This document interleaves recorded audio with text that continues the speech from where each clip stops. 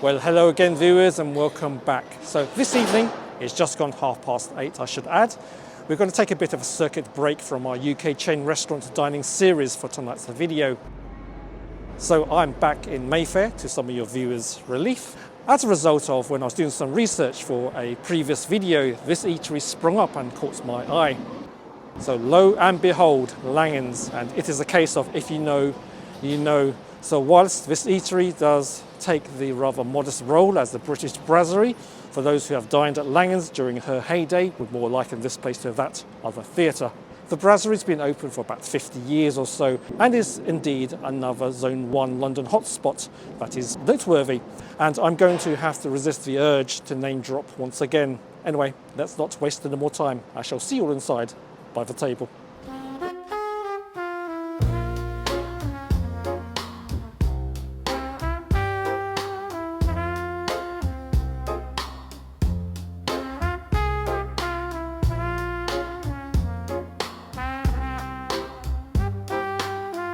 Just a quick scroll, a little tour.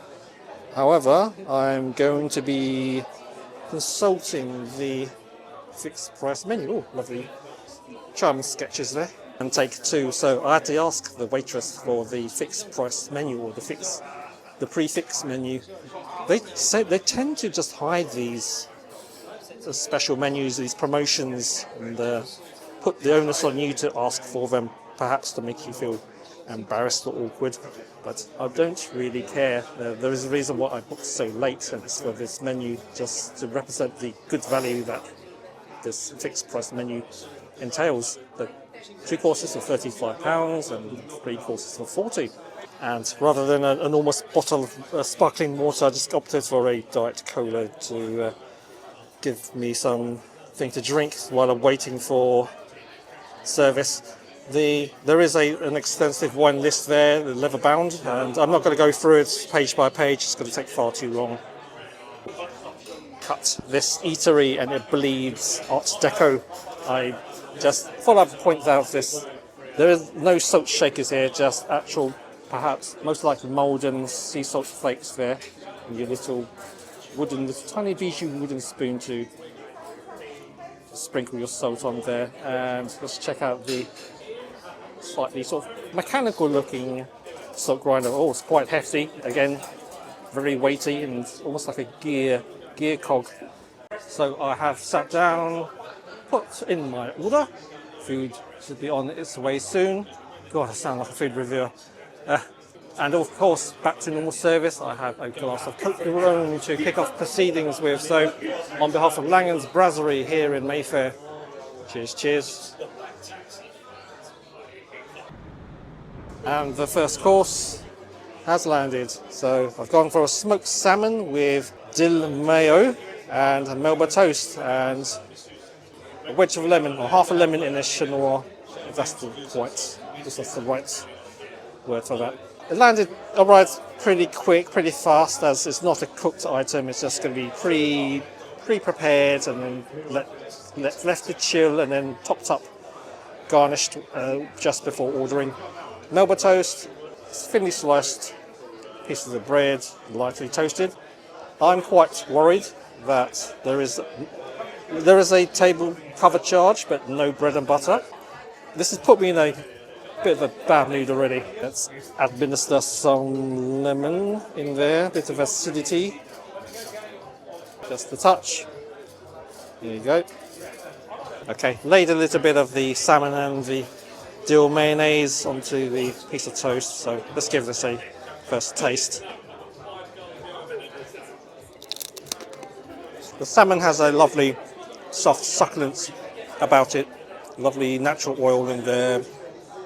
It's not reinventing the wheel in this dish. It's smoked salmon, as you would expect.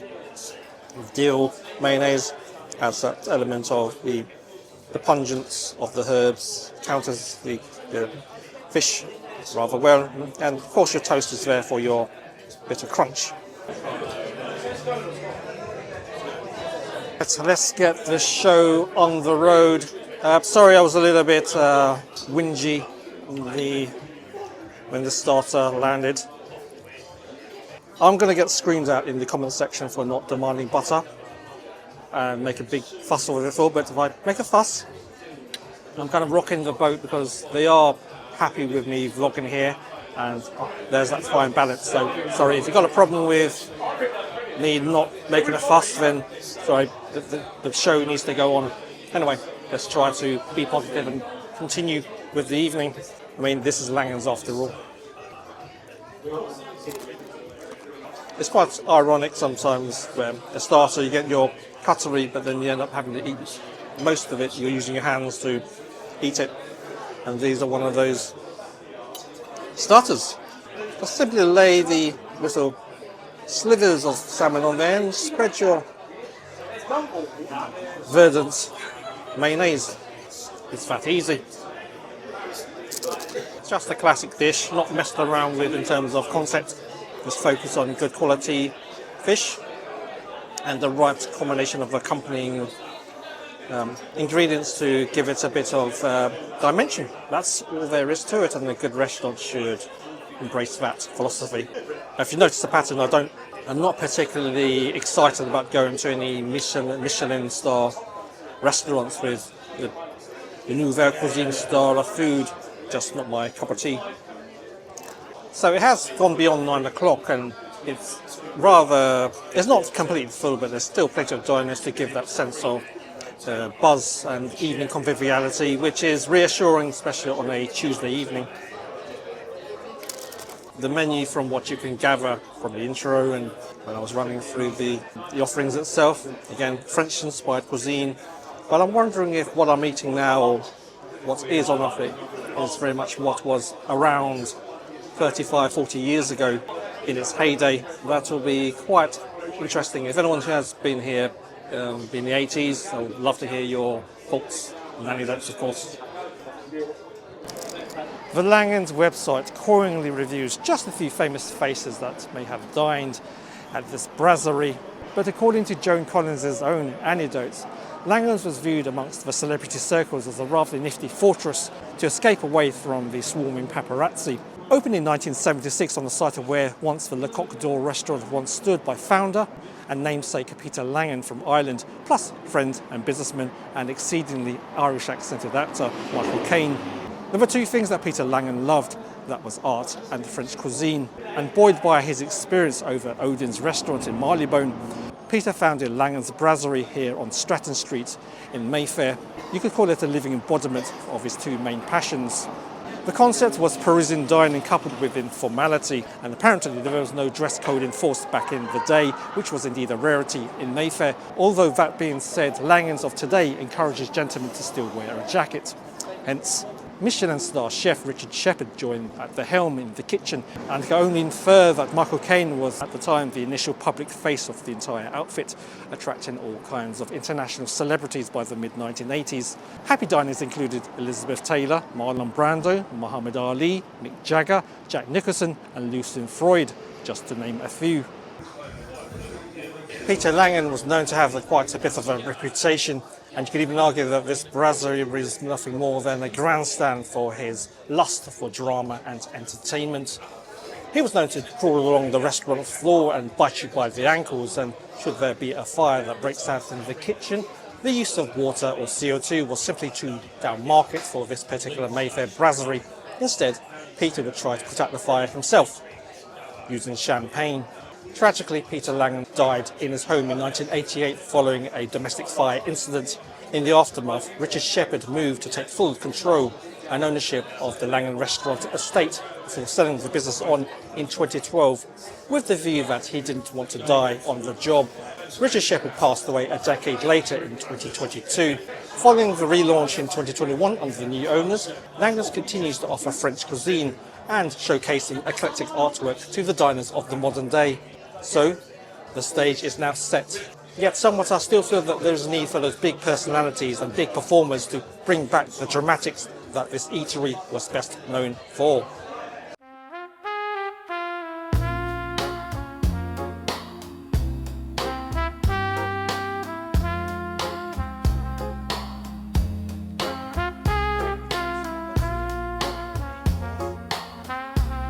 Duck, leg confit with finely slow cooked onions in what I imagine would be bechamel sauce or some cream, and with broccoli, some kind of peppery sauce there. Pommes puree or mashed potato in UK vernacular. Look at that. Imagine the butter content in this is rather impressive. Lights, camera, action. It is at this stage is when I stick out like a sore thumb with my camera and tripod propped up in front of my meal. So swing this around, get better angle. So confit duck is going to be slow cooked duck leg inside its own fat. So steady, slow and slow in terms of cooking method, so ensures you get a succulent duck in there. It's I'm just struggling at the moment because these knives, honestly, I just don't use these to play cricket with, I'm sure. So here we are, I've just extracted a little piece of the duck there to give us a taste. Succulent inside, done very well. I don't mean well done as in overcooked, it's executed very well. I'm quite impressed with that. Despite my grumpy mood right now. Okay, let's try some of the onions. A wonderful sweet and sour taste there. So I imagine there's some vinegar in the mix.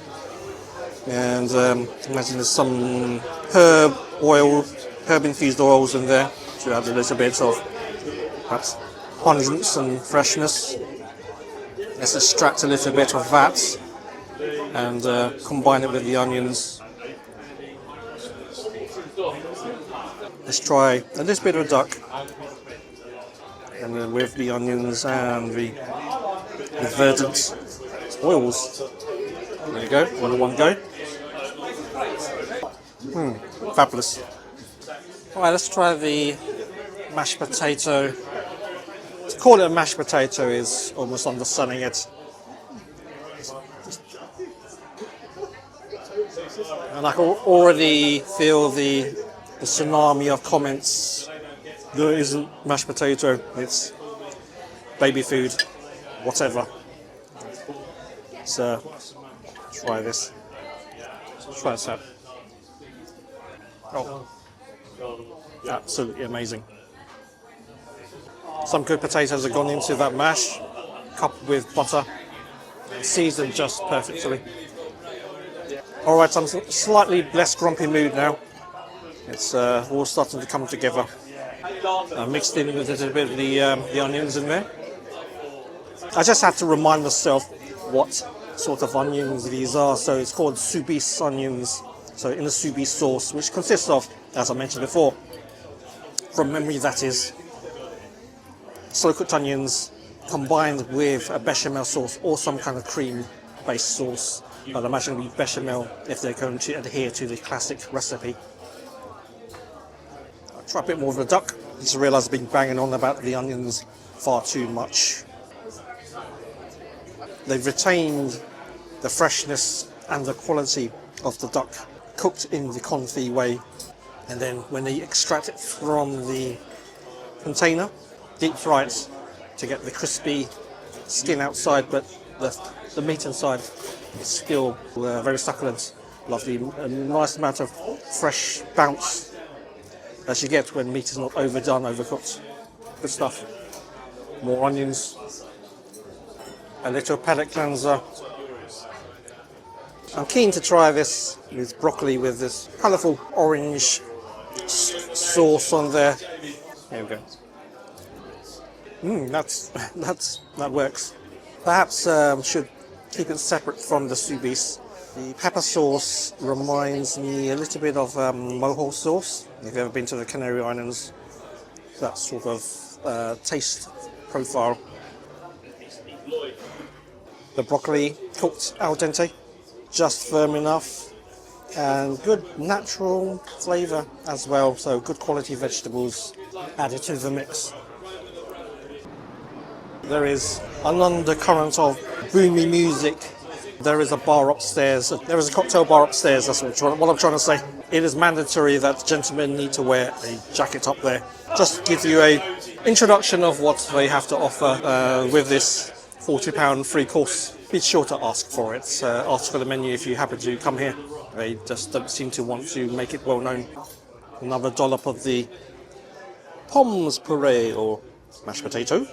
It is about as soft as I personally want mashed potato to ever be. I know there are some chefs out there who would go even further than this.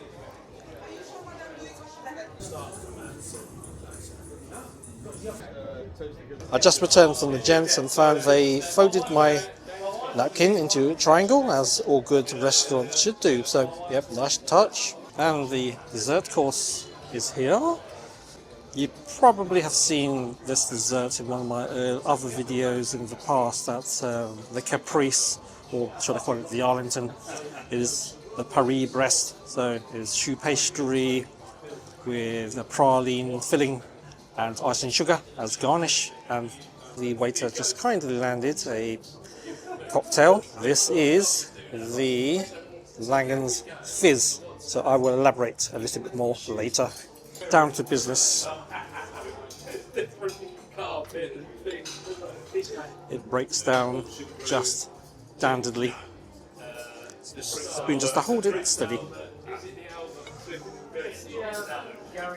There is a table in front of me, so they pretty much have a first row view of what I'm doing. So I'm kind of slightly self-conscious, but it's all part of the game when you're out there making videos like this. And here we go. Give us a taste. Oh, that's a lot going on with the palates there. My guess is the hazelnuts, the cream, sugar, everything else thrown in. Just creates a lovely, impactful, but not overwhelming taste. Not too sweet either. A little bit of, there's obviously, of course, nuttiness, slight bitterness as well. Real grown-ups pudding, I'd say. So I mentioned the cocktail, so here it is, the Langan's Fizz. In-house, a signature cocktail in the memory of Peter Langan, perhaps, and maybe I will conjure up his spirit with one sip of this. So it consists of vodka, melon and lemongrass cordial, and a dash of champagne to give it a bit of effervescence. So anyway, enough waffling, let's give it a taste. Cheers. Delightfully fresh. The fruits in there, and the lemongrass gives that extra bit of zing along with the champagne. Yeah, good stuff. And cut the rich Paris breast rather nicely, so I think I landed well here. This is the third and final course. It all adds up when you include the sides, starter, and then you've got good, excellent sized portion pudding as well, so lots of, won't leave you with an empty tummy. If I were to compare it to the Paris breast in the Caprice, I think they're in the same ballpark. Yeah, not much to differentiate them, as they both stuck to the classic ingredients, not trying to make it any more than it actually is. So what I do like about Paris breast is the different textures. So you've got the lovely gooey praline, and then you've got the crispy choux pastry, and then you've got the lovely icing sugar on top. So yeah, plenty to keep you busy. So it is a Tuesday evening, getting pretty late. If you want to know if there is any drama here, as in the theatrical scale, I wouldn't say it's any worse than any other restaurants, especially in Mayfair or St James's.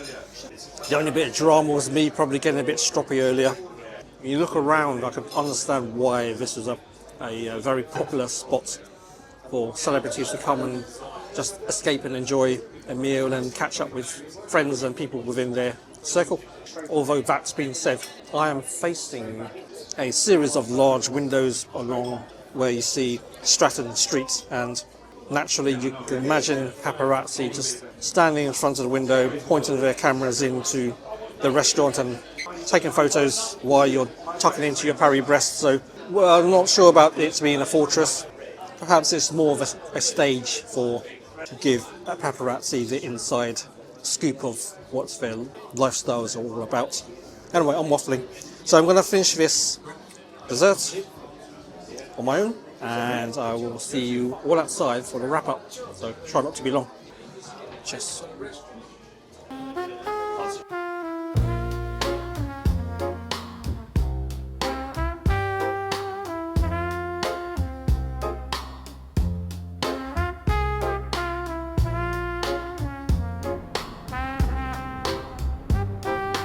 So that was Langan's here in London, Mayfair, and are you not entertained?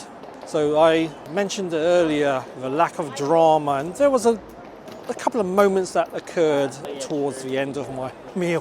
One of the members of the table that was sitting opposite me when I mentioned had front row seats literally sat next to me and looked me in the eye and asked, "Are you an influencer?"